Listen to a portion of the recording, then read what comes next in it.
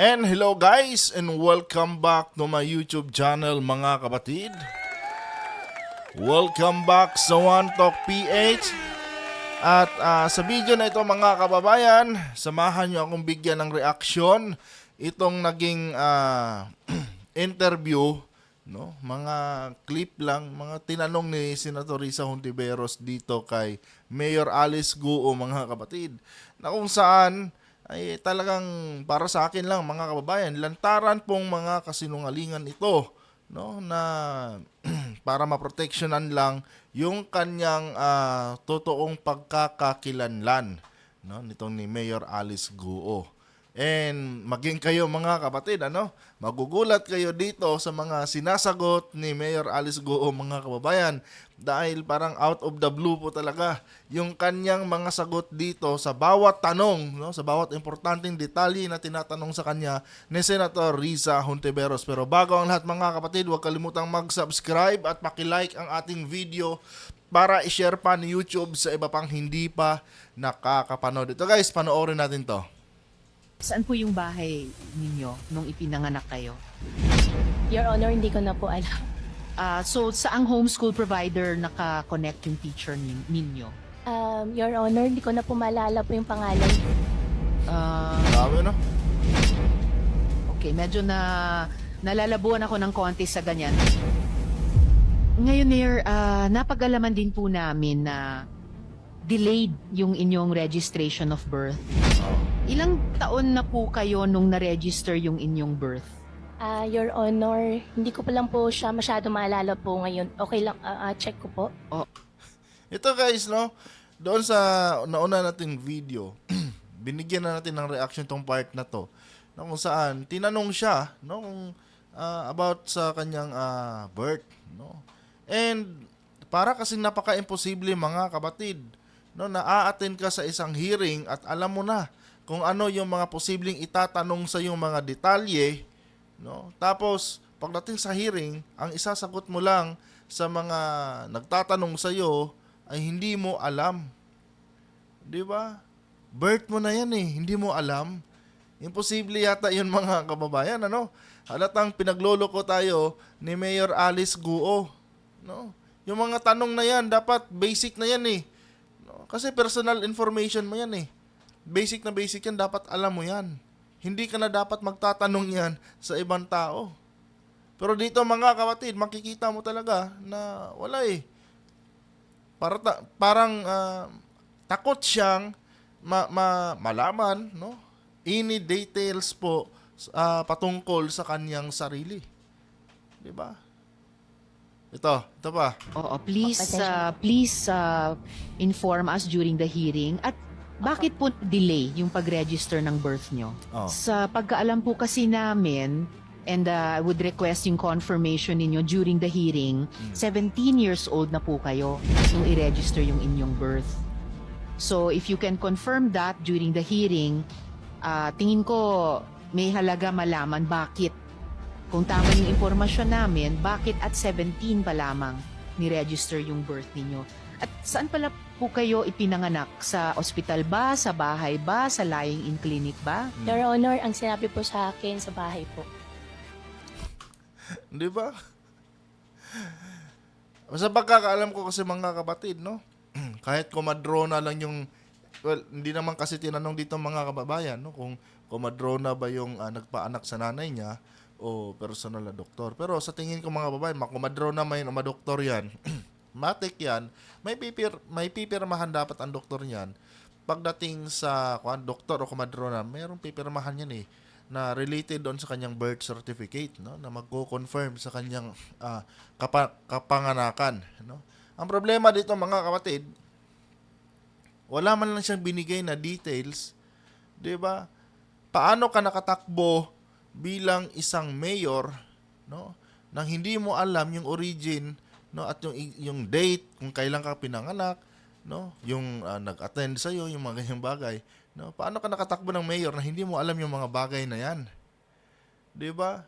Imposible kasi mga kapatid, no, na nabigyan siya ng certificate of candidacy tapos yung mga details na 'yan hindi niya alam. Although hindi naman talaga tinatanong yan mga kababayan, pero sa birth certificate mo pa lang, no, Siyempre, hahanapan ka ng mga credentials mo, mga katunayan mo na dito ka pinanganak sa Pilipinas.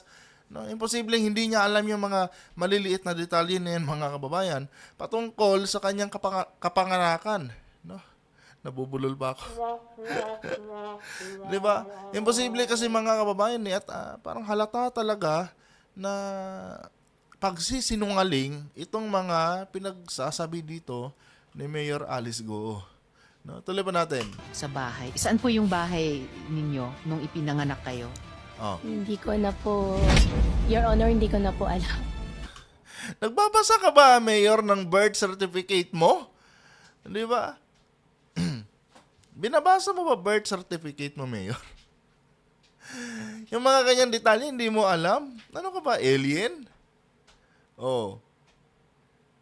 Buti, di ba? Parang napaka-imposible kasi, mga kapatid, na yung mga ganyang detalye, wala talaga siyang alam. No? Tumakbo ka ng mayor, nakaupo ka na dyan sa bayan nyo bilang isang mayor nang wala kang alam sa bawat detalye ng buhay mo. No? Kahit yung lugar kung saan ka pinanganak, hindi mo rin alam. Di ba? Ito po'y lantaran talagang pantatarantado sa ating Senado, mga kapatid. No? Tinatarantado ni Mayor yung ating Senado kung ganito. 'Di ba? Para bang meron talaga siyang takot siyang magbitaw ng kahit anong detalye patungkol sa kanyang buhay, dahil baka sakaling magbitaw siya, matrace agad yung kanyang origin. 'Di ba? Parang ganoon eh. Takot siyang magbigay ng mga kahit maliliit lang na detalye patungkol sa kanyang kapanganakan, no? Yung kanyang birthday, dahil baka matrace, no, yung mga bagay na hindi dapat malaman ng publiko patungkol sa kanya. Parang ganoon eh. Ganon yung nababasa ko dito sa pinaggagawa ni Mayor. Opo. Still, out of more than curiosity, saan po kayo nagtapos ng elementary? Yan. Homeschool po ako, Your Honor. Hmm. Kasi salo po kami ng farm. Anong taon po kayo nagtapos sa homeschooling sa elementary? Your Honor, dire-diretso po. Oh. Bandang anong taon natapos po yung grade 7 sa homeschooling? Your Honor, tutorial po kasing ginawa po sa akin. Salo po kasi kami ng farm nakatira po. Saang farm yun? No? Ang tanong, saang farm kayo nakatira? Imposible namang hindi mo rin alam, no, kung saang farm kayo nakatira. 'Di ba? Actually, Mayor, familiar po ako sa homeschooling dahil Yon. yung isang anak ko rin, yung huling 2 taon niya sa high school, for health reasons, sinomeschool ko po siya. And meron po kaming homeschool provider noon. Sino po yung naging homeschool provider ninyo? Yon. Your Honor, yung nag-homeschool po sa akin, teacher lang po. Pati po yung mga Yung nag-homeschool daw sa kanya, mga kapatid, teacher lang, no. So kung licensed teacher 'yon, mga kababayan, meron talagang yun. Merong district 'yon kung saan siya nag-ano, 'di ba? Meron siyang division office. Oh. Meron siyang kinikilalang district superintendent, no, sa nasabing lugar. Oh. Sino ang nagki-cater ng homeschool mo? Kahit ma-private man 'yan, mga kababayan, no, hindi ka naman pwede maging homeschool teacher kung wala kang kinabibilangan na isang institusyon na accredited by DepEd, no, or DEX, kasi DEX dati 'yan eh. 'Di ba? So, sa madaling sabi, mga kababayan, yung teacher talaga na nagbigay sa ng certificate, no, na ikaw po ay nag-homeschool, meron po talaga yung sinasangguni, no, kung private man 'yan, meron talaga yung sinasangguning institusyon kung saan doon siya nabibilang at yun yung provider niya. Oh. Pero dito, mga kapatid, tingnan nyo kung anong sagot ni Mayor, Po sa akin, teacher lang po. Pati po yung mga homeschool teachers, kailangan license sila or Yan. meron pa rin silang homeschool provider. And in fact, by the definition of homeschooling, ang magulang ang nag-homeschool. So teacher nyo po ba o yung ama ninyo ang nag-homeschool sa inyo? Meron din po akong teacher po, Your Honor. So, saang homeschool provider naka-connect yung teacher ninyo? Yan. Your Honor, hindi ko na po maalala po yung pangalan po. Ang maalala ko lang po yung pangalan po ng teacher ko po. Hindi na niya maalala daw mga kapatid yung yung provider, no? Yung school provider ng kanyang homeschool teacher. Posible ba yun mga kababayan? 'Di ba? Nung tumakbo ka pa lang ng mayor yata, na-required ka na, no, ng iyong mga ganyang mga dokumento. 'Di ba? Paano ka nakatakbo bilang isang mayor kung wala kang alam sa mga ganyang bagay? Anong mga papeles yung sinubmit mo doon noong ni-require ka? Hindi naman pwedeng bara-bara lang doon basta tumakbo ka lang ng mayor. 'Di ba? Ang tanong dito mga kapatid, no? Paano ito nakalusot sa COMELEC? 'Di ba? Paano ito nabigyan ng certificate of candidacy na parang may kulang, no, sa kanyang mga requirements? 'Di ba? Kasi sa pagkakaalam ko, hahanapan ka rin ng ganyan eh. Kasi pag wala kang mai-provide ng mga ganyang bagay, no, especially sa inyong mga resources, no, mababansagan ka ng nuisance candidate ka. 'Di ba? Hindi ka naman basta-basta bibigyan ng COMELEC yata ng certificate of candidacy mo kung kulang yung mga requirements na yan, no? So, may possibility mga kababayan na posibleng tamaan din dito ang COMELEC, no? Kasi bakit kayo nagbigay ng certificate of candidacy sa isang tao na hindi niya alam yung kanyang pagkakakilanlan? 'Di ba? Ganun lang kasimple 'yun eh. No? Dito pa lang sa hearing na to mga kababayan, makikita mo na talaga, no, na merong mali dito kay Mayor Alice Guo. Halos lahat ng sagot niya dito mga kababayan na hindi niya alam. 'Di ba? Questionable yung pagkatao ni Mayor. Sa madaling sabi mga kapatid, questionable. Tuloy. If you could submit to the committee yung pangalan ng teacher ninyo, and during the hearing, ma-recall pa rin at masabi sa amin sino yung homeschool provider ninyo. Your Honor, ang teacher ko po si Teacher Rubilin. Harang gagawan no? Yung teacher ko po si Teacher Rubilin. Oh. Parang pinagmumukang tanga lang ni Mayor Alice Guo mga kapatid. Sila Senator Risa Hontiveros. 'Di ba? Yung mga ganitong sagutan pantangahan no? Kahit sino talaga mabubwisit pagka ganito lang yung sinasagot sa iyo eh. Kaya ito, no? Sana itong si Mayor matanggal sa posisyon, 'di ba? Tapos i-sheriff lahat, no, yung mga unexplained wealth nila. Kasi dito wala mga kababayan, makikita mo na talaga sa kanya, no, na meron siyang dinidepensahan kung kaya't limited, no, napaka-limited po ng mga detalye na kanyang binibigay mga kapatid. 'Di ba? Itong si Senator Risa Hontiveros, nagtitimpi lang to, pero naaasar talaga to sa mga sagot niya eh. No? And ewan ko ba kung bakit wala dito si Senator Raffy Tulfo mga kababayan. No? Kasi pipilosopuhin to ni Tulfo mga kapatid kung nagkataon. No? Pipilosopuhin to ni Raffy Tulfo. Ewan ko ba kung bakit sa mga pagka may mga connection na patungkol kay Digong, nawawala din itong si Senator Raffy Tulfo. Hindi ko maintindihan eh.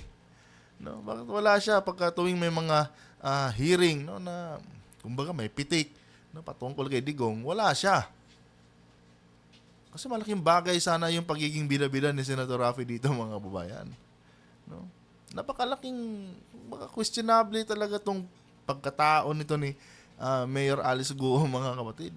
No, kahit ako nga lang eh, no, putol-putol na tong clip na to, pero parang nabubuisit ako sa bawat sagot niya na para bang halata naman talaga na tinatarantado na niya ang Senado natin. No? Yung mga detalye na hindi mo alam, nakatakbo ka, nanalo ka bilang mayor, tapos hindi mo alam yung mga details na yan, na patungkol na yan sa iyong sarili. Di ba? Gaguhan eh. Yung dating eh. Di ba? Teacher Rubilin. Opo. Saan naman pagkatapos ng homeschooling, kung nakuha po yung grades nyo sa homeschool provider tulad yung ginawa namin nung aking anak, para makapag-high school naman siya. Saan naman po kayo nag-high school? Your Honor, dire-diretso po, tuloy-tuloy hindi na po ako nakapag-high school at college po. Anong curriculum yun? Di ba, Mayor? Anong curriculum ka nabibilang? Pwede ba yung ganon? Dire-diretso ka, homeschool? O sabihin natin, no? Dire-diretso yung pag-aaral mo. Wala ng college, wala ng high school. Mabaga, straightforward lang yung pag-aaral mo. O. Pero, dapat bigyan ka ng certificate of completion mo. Di ba? At yun yung pwede mong ipakita na certified na nakapag-aral ka, whatsoever dyan. No? Pero sa case ni Mayor, mga kapatid, parang wala siyang ganun. Oh, ibig sabihin, hindi siya, wala siyang pinag-aralan kung ganun, mga kababayan, kung wala kang certificate. Dahil yun talaga yung credentials mo eh. No? Paano ka nabigyan ng certificate of candidacy kung wala kang credentials na pinakita nung nag-file ka ng candidacy mo sa pagka-mayor dyan sa Bamban? Ibig sabihin, meron kang binigay doon. No? So, technically, dapat alam mong sagutin yung tanong ni Senator Riza Hontiveros. Pero, dito parang lumalabas na wala eh. Di ba? Questionable, kumbaga, mga kababayan. No? Tuloy. Dire-diretso saan po, Mayor? Tutorial po yung ginawa po sa amin kasi nasa loob po kami ng farm. Okay, pero nagtapos kayo ng high school. Ang binigay lang po sa amin po na pinaka-libro po is si Teacher Rubilin na po. Ano daw? Ang binigay lang daw sa kanya na parang pinakalibro, no? Kasi tinanong siya kung nakapagtapos ka ng high school. Ang binigay lang daw sa kanya na parang pinakalibro sa kanya is si Teacher Rubilin. Oh. Ano 'yun? 'Di ba? Ano 'yan? Naglalakad na libro yung walking encyclopedia yung teacher mo? Oh. Ito guys, pag itong teacher pinatawag, malamang i-declare ng patayan. No? Na-anticipate ko na yan, mga kapatid, na pag hinanap yung teacher niya, pagkakakilanlan ng teacher na yan, malamang sa malamang, mga kababayan, declare na yan na patay na. No? Yan lang naman pinaka-exit dito eh. Kasi nga, mga kababayan, no, halata naman kasi talagang nagsisinungaling si Mayor. 'Di ba? And dapat questionin din ang kumilik dito, mga kapatid, kung bakit nakatakbo ito ng mayor ng walang credentials. 'Di ba? Bakit hinayaan itong makatakbo ng walang credentials, mga kababayan? No? Ganon ginagago ng mga inchik, mga kababayan, yung ating bansa. No? Dito pa lang makikita niyo na, mga kababayan. No? Lantarang pang tatarantado sa ating saligang batas. No? Ginagago nila yung ating Senado, mga kapatid.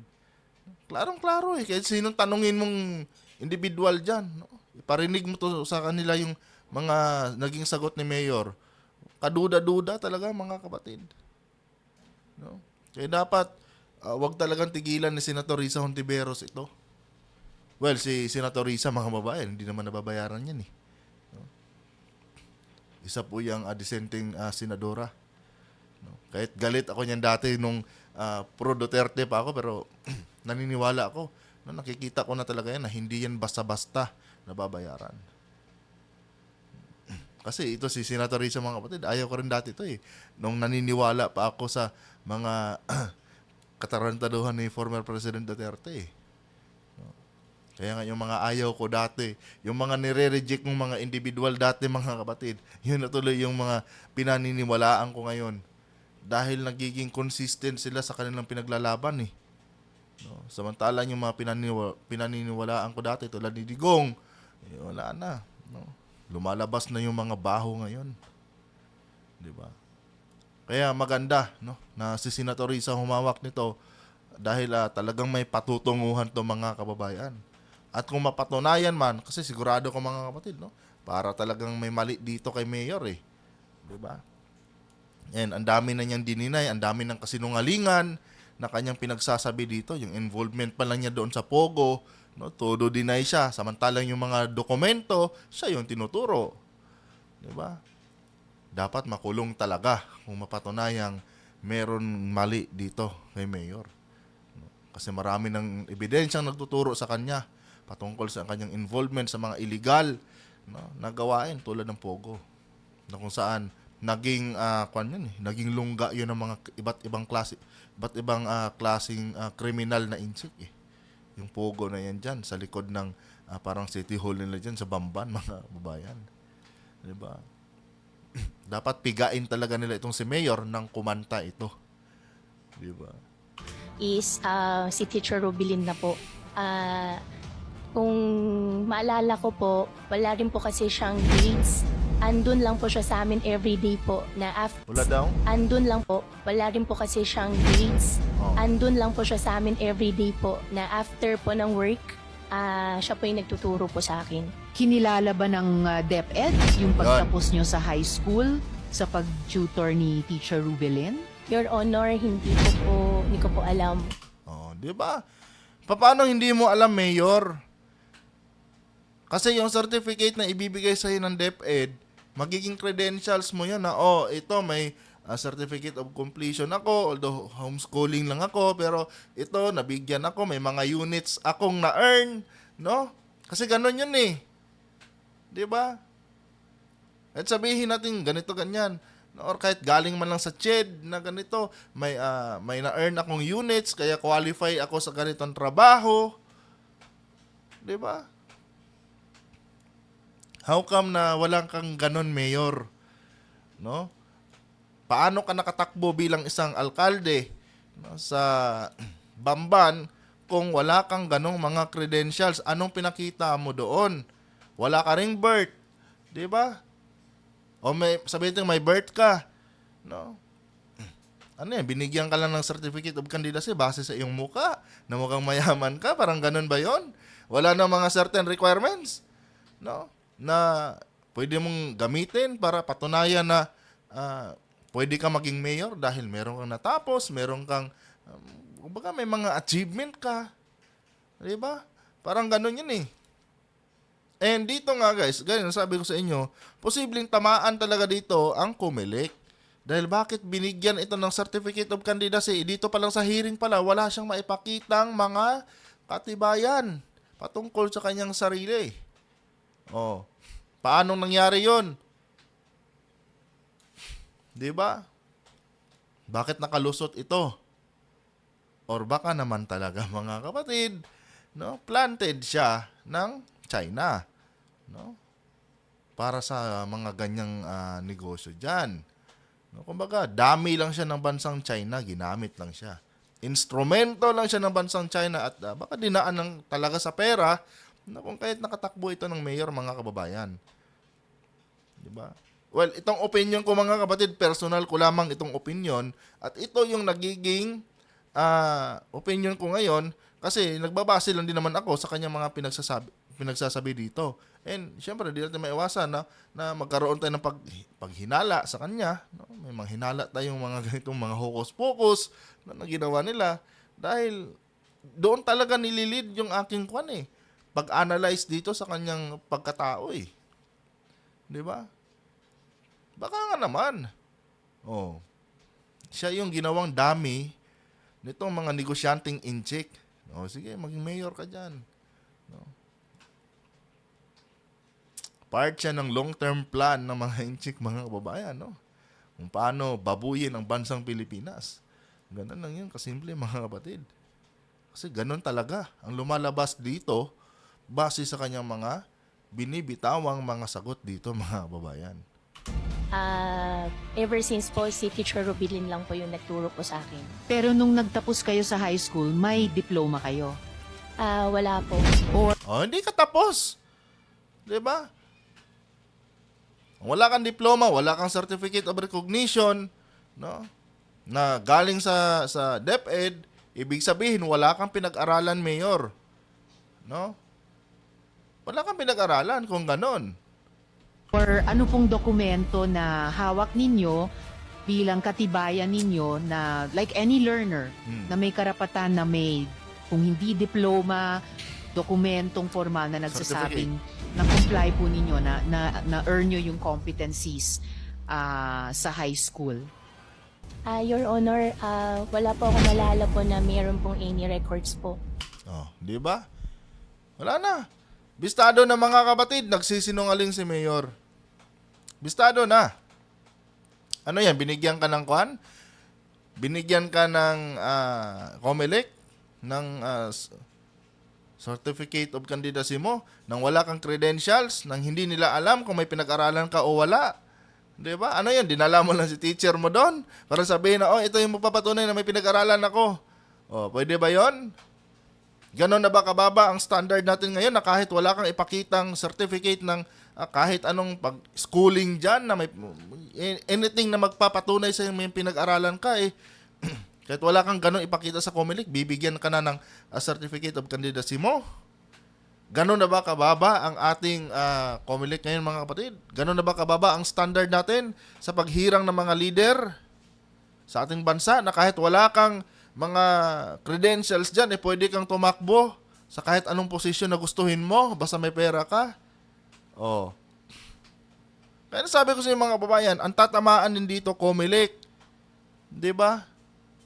Ang linaw dito, wala siyang ganun kung wala siyang any certificate mga kapatid, no, na siya ay nag-graduate ng elementary or high school, ibig sabihin, hindi rin siya nakapagkolehiyo mga kababayan. No? Kasi hahanapin yun no? I-required ka ng college. Hahanapin niya mga dokumento mo nung high school ka, nung elementary ka, no? Kung wala siyang matandaang ganon na meron siyang dokumentong ganon, ibig sabihin wala siyang pinag-aralan. So how come na nakatakbo ka ng mayor? Wala ka naman palang, kumbaga incompetent ka sa posisyon na yan dahil wala kang pinag-aralan. Paano mo dadalhin ng iyong bayan, no? Yung bayan ng Bamban, no? Paano ka naging leader? Wala ka naman palang pinag-aralan, mayor. Oh. Anong leadership ang ipapakita mo sa iyong mga kababayan diyan sa Bamban? Wala ka namang natapos. 'Di ba? Oh, dito pa lang mga kapatid, makikita niyo talaga, no, na meron talagang mali dito at hindi talaga siya dapat naging mayor. Ganun lang kasimple yun. Kahit sino sigurong abogado tanungin yung mga kababayan, no, magiging questionable talaga yung kanya pagkatao. Wala kang ganun No. Anong credentials pinakita mo nung nag-file ka ng Certificate of Candidacy mo? Oh. At bakit ka binigyan ng Certificate of Candidacy mo? Wala ka naman palang pinag-aralan. No? Paano ako maniniwalang may pinag-aralan ka, mayor, wala ka nga maipakitang papel? Diba? Na magpapatunay na, meron akong certificate na ganito, wala man akong diploma, pero meron akong ganito. No? Naging units earner din ako sa pamamagitan ng ganitong klaseng schooling. Wala kang ganun Diba? Ganon tayo ginagago ng China, mga kapatid. Ganon tayo ginagago ng mga Chinese.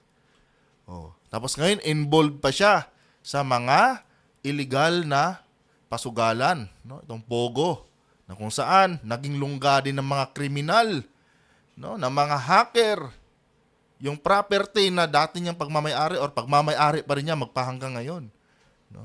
Tapos dinidinay lang niya.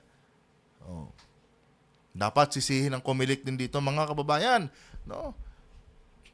May tama din ang COMELEC dito dahil sa kanilang kapabayaan, binigyan nila ng Certificate of Candidacy itong klaseng tao na ito, itong si Mayor Alice Guo, tuloy, naging lungga na tuloy ng illegal na pogo or illegal naman talaga ang pogo, naging lungga na tuloy ng mga kriminal na incheck yung Bamban, no? Dahil sa kapabayaan nitong COMELEC, mga kapatid. Diba? Kasi kung naiba lang yung mayor dyan, kung matino lang yung mayor dyan, mga kababayan, hindi mabibigyan ng permit yang mga pogo na yan. Ganun lang kasimple yun. Nako po. Kailangan talaga ng matibay na investigasyon dito, mga kapatid. Tuloy. Okay, medyo nalalabuan ako ng konti sa ganyan dahil kahit bilang young person, Tawa-tawa lang siya, Sinabihan na siya ni Senador Riza na nalalabuan. Tawa-tawa lang si Mayor. Parang walang nangyari. Diba? Ginagago lang talaga niya ang Senado, mga kapatid. Ganun lang kasimple yun. No? Nakakahiya naman sa abogadong Pinoy niya. No? Basta tumanggap lang ng pera, okay na. No? Kahit nilalapastangan ng iyong bansa ng mga dayuhan. Anyway guys, hanggang dito na lang tong video na ito. Wala nakakadismaya talaga mga kapatid eh. Lantaran tayong ginagago. Di ba? No? Itanong nyo sa kahit sinong tao to, sa kahit sinong Pinoy na intelihente, na nasa tamang katinuan. Mabobobo ka talaga dito sa mga sagot nitong mayor na to. Paano ka naging mayor? Wala ka naman palang mga credentials. No? Kung wala kang maipakita mga certificates mo na nag-aral ka, kwento mo lang yung sinasabi mo na nag-aral ka. 'Di ba? Kahit dalhin mo pa yung teacher mo na yan, no? Walang katunayan, hindi pa paniniwalaan 'yan dahil wala ka namang pinakita. 'Di ba? Dito pala mga kapatid sa unang hearing na ito, wala na. Sablay na siya dito. Kahit may dalhin mo siyang dokumento sa mga susunod na hearing, no? Ang iisipin ng taong bayan yan, nagpagawa ka na mayor. No? Nagpagawa ka na, nagbayad ka na ng eskwelahan dyan, whatsoever dyan. Di ba? Wala eh. Bobo ang Pinoy eh. Namigay lang na ayuda sa inyo, di nyo na kinwestiyon siguro agad kung ano yung pagkatao ng mayora na ito. Di ba? Kaya dapat siguro, no, tanggalin na sa pwesto tong mayor na ito mga kapatid at i-sheriff lahat ng properties nito, no? I-freeze muna until na ma-explain nila. Yun talaga ang magandang gawin diyan mga kababayan. Lahat ng properties ito maging pera nito sa bangko mga kapatid, dapat i-freeze po 'yan, no? At i-under investigation muna mga kababayan, no? Hindi ka pwedeng maging mayaman dito sa Pilipinas nang hindi mo na i-explain kung saan galing yung yaman mo. No? Wala kang pinag-aralan, yumaman ka, ano yun? 'Di ba? Anyway, may tiwala naman ako dito kay Senator Riza Hontiveros mga kababayan. Tiwala naman ako sa proseso na ginagawa ni Senator Riza Hontiveros. Hanggang dito na lang itong video na ito mga kapatid. Huwag kalimutan mag-subscribe at pakilike ang ating video. Hanggang dito na lang.